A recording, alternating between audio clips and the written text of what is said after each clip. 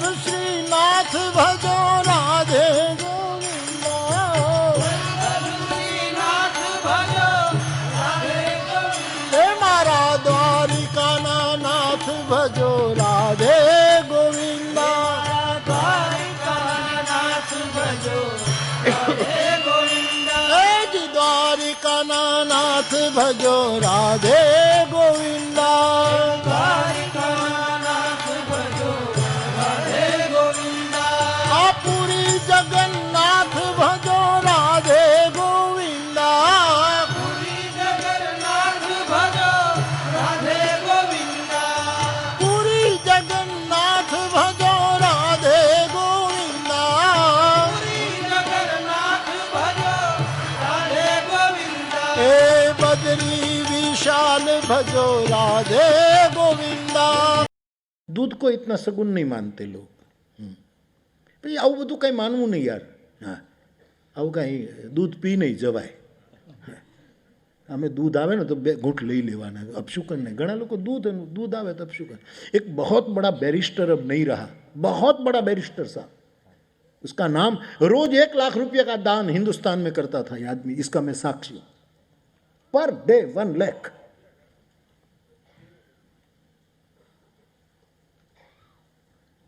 दीपचंद भाई, ठीक है. हम बैठे थे एक अस्पताल पे, वो आए, बैठे थे, बोले बापू एक महत्व की मीटिंग है 3 बजे की, मैं जाऊं? मैंने जरा जरूर. इतने में कोई बैठा था, उसने छींक की, बैठ गया दीपचंद भाई. मैंने कहा दीपचंद भाई मीटिंग है. मीटिंग जाए पर छींक थी. इतना बड़ा बैरिस्टर, लेकिन छींक उसको बिठा. छींक का महत्व होगा जो हो अल्लाह जाने. बाकी आमा मारा श्रोताओने तो हाव नराळा करवा માંગુ છું. આવી બાબતોમાં નહીં પડવાનું. કોઈએ છીંક કરી હોય તો અપશુકન નહીં માનવાનું. જેને છીંક આવે છે એને અપશુકન છે, એને શરદી છે, એને વિક્સ વેપોરબ આપો.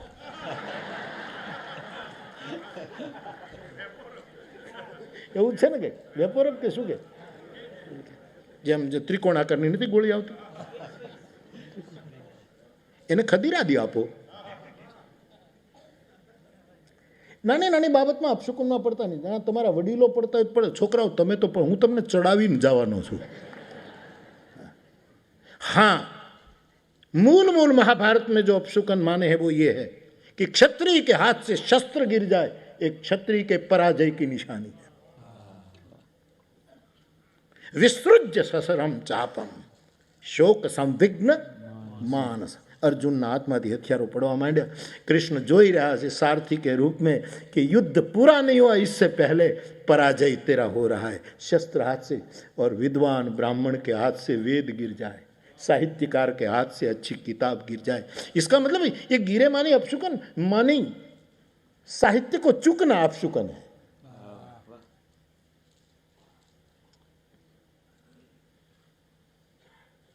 वैश्य का जो अपना स्वधर्म है वो, और सेवा करने वाले की सेवा छूट जाए. मैं वो शब्द नहीं यूज करता हूँ चातुर्वर्ण में. ब्राह्मण क्षत्रिय वैश्य के बाद जो शब्द है मैं उसको निकालना चाहता हूँ. नहीं, सेवक. मैं आपकी सेवा कर रहा हूँ राम कथा के द्वारा, मेरे हाथ से राम कथा छूट जाए तो मेरे लिए अपशुकन है. ये सेवा.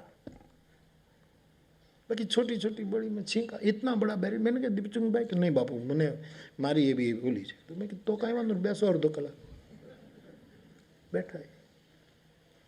दीपचंद भाई साथे मारा बहु अनुभवो છે. તમે કહેતા હો તો એક અનુભવ કહો. કચ્છમાં નારાયણ સરોવર કથા હતી. આ મારે ગુજરાતીમાં જ કહેવું પડશે. નારાયણ સરોવર કથા હતી અને મારે જવાનું. હવે બાય રોડ જઈએ એટલે ક્યાં નારાયણ સરોवर, हाँ, कितने दूर. वर्षों पहले की बात है ये. तो दीपचंद भाई बारंबार मुझे कहे कि बापू हमने एक यज्ञ किया है, बारिश हो कच्छ में इसलिए, और यज्ञ की भस्म कच्छ के अमुक प्रदेश में विसर्जित करनी, और आप ये विसर्जित करें. હું એ લોભમાં ગયો. મૂળ શું થયું કે નારાયણ સરોवर बाय रोड जाऊँ, तो उसने कहा हेलीकॉप्टर हम ले लें और बापू आप पायलट के पास बैठ करके उसकी छोटी सी खिड़की खोल करके भस्म विसर्जित करें। तो उसका ये स्वार्थ मेरे हाथ से, और मेरा ये स्वार्थ है कि कम से कम जल्दी 1.5 घंटे में पहुंच जाए। भावनगर एयरपोर्ट में बैठा 1 घंटा 1.5 घंटा, मुंबई से हेलीकॉप्टर आए ही ना। दीपचंद भाई को मैंने पूछा कि हेलीकॉप्टर, तो कि बापू आखिरी फोन आया है कि ट्रक में आ रहा है। ले मैं कीधु ट्रक में हेलीकॉप्टर आ रहा है, ट्रक क्यारे आवे ने क्या नारायण सरोवर।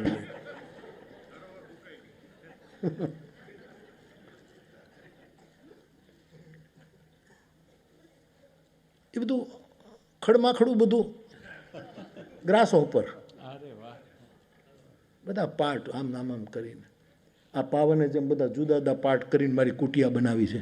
1000 કિલોમીટરથી ટ્રકમાં મારી કુટિયા આવી, બધા પાર્ટ આમ આમ એવું।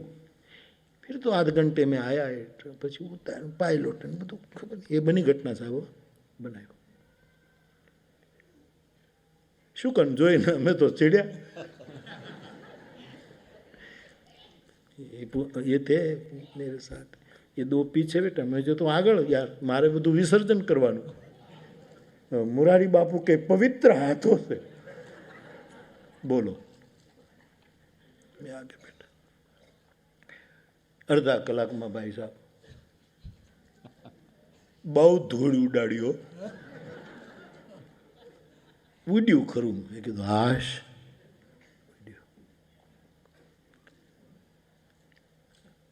पायलट को दीपचंद भाई ने कहा कि बापू भस्म विसर्जित करे, तो क्या खिड़की खोल, तो छोटी सी खिड़की होती है ना यार, उसमें खोली। अब विंड जे थी, विंड जो था ये उल्टा, विंड उल्टो न तो हमारू भाग्य उल्टू। तो हूँ ओला डब्बा में मारा आम आगळ भाग में डब्बो मूक्यो भस्मनो। यो आम भस्म लईने आम नाखूं त्या पवन अहींथी आवे, बधी भस्म मारे कुर्ता उपर, मारी आंखोमां, पायलोटमां। पायलोट के हाय हाय हाय।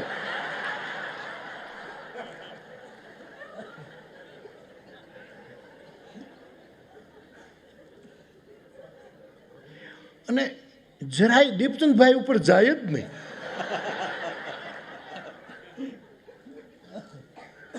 નહીતર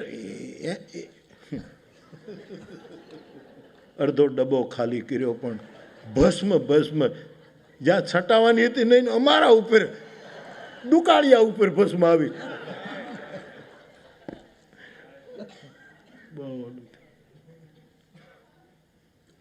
અને પછી માંડ માંડ માંડ માંડ ભુજ ઉતર્યા। ત્યાંથી પાછું 6 કલાક। મેં કહા પહેલાં નીકળી ગયા હોત ને તો આ લોભમાં જઈને એટલે મુરારી બાપુ આવી જ દશા થાય। પછી મેં એમાંથી બોધ લીધો, છીક ખાધી, બેરિસ્ટર બેસી ગયો। ऐसे राम भजो ने એને કોઈ અપશુકન શુકન कोई नहीं। मीन्स होगा उसका कोई शास्त्र होगा तो हो, लेकिन डरना मत, बस डरना मत। तो घी सगुन है। दूध को देहातों में सगुन नहीं मानते। दूध सामने आए तो दूध पीने जवाय नहीं, दही चाखीने जवाय, आવું બધું હજી ગામડામાં છે। પણ दूध पीने न जवाय। પણ હું તમને કહું, ચા પીને જવાય। હા, કારણ કે ચાની પત્તી અને ખાંડ દ્વારા અને સારા હાથ દ્વારા એ दूध દીક્ષિત થાય છે। પછી એને ચાય કહેવાય। એનો રંગ ભગવો થવા માંડે। ચાય સંન્યાસીનું પીણું છે। થોડો થોડો થોડો થોડો, એ તો પછી કડક મીઠી જેવી કોઈ બનાવે। મારી સલાહ છે તમને, ડાયાબિટીસનું જે થવું એ થાય, ગળી જ ચાય પીવાય। મોળી ચાય શું કામ પીવાની? તો આ વરસાદ પડે ને ગામડામાં ખાબોચિયા હોય, એમાં ડોળું પાણી હોય, એ ન પી લે, ચાના જેવું જ હોય। પણ નહીં હો બાપા, ડાયાબિટીસ હોય એને સાહસ ન કરવું। હું તો બાવો છું, ગમે તે બોલ્યા કરું, તમારે મારું માનવું નહીં ને આમે તમે ક્યાં માનો।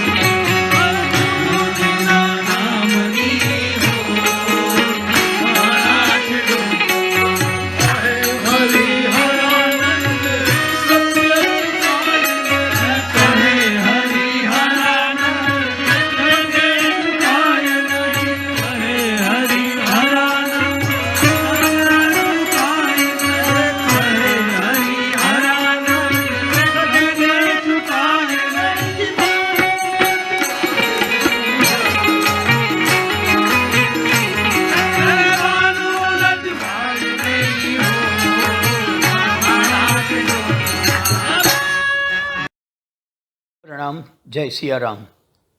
पूज्य श्री मुरारी बापू का 75वां वर्ष चल रहा है। इसी उपलक्ष्य में हम प्रति शुक्रवार आपके सामने पूज्य बापू के जीवन के एक एक पहलू को उनकी ही वाणी में पेश कर रहे हैं। पूज्य बापू के अनुग्रह और चित्रकूट धाम ट्रस्ट तलगाजड़ा और संगीतनी दुनिया महुआ के सौजन्य से ये काम हो रहा है। हम सब प्रार्थना करें अमृत वर्ष प्रिय हो। प्रणाम। जय सिया राम।